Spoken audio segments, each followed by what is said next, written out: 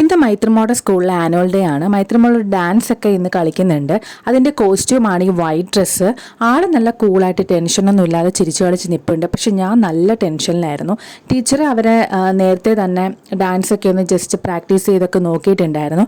കുറച്ച് കഴിഞ്ഞപ്പോഴത്തേക്ക് പ്രോഗ്രാംസ് ഒക്കെ സ്റ്റാർട്ട് ചെയ്തു. ഓരോ പിള്ളേരുടേതായിട്ടുള്ള പരിപാടികളൊക്കെ തുടങ്ങി. 2-3 ഡാൻസ് കഴിഞ്ഞപ്പോഴത്തേക്ക് മോളുടെ ഡാൻസായി. ഞാൻ പ്രതീക്ഷ പോലെ വലിയ കുഴപ്പങ്ങളൊന്നും ഉണ്ടായില്ല. ആൾ സ്റ്റേജിൽ നിന്ന് നന്നായിട്ട് തന്നെ പെർഫോം ചെയ്തിട്ടുണ്ടായിരുന്നു.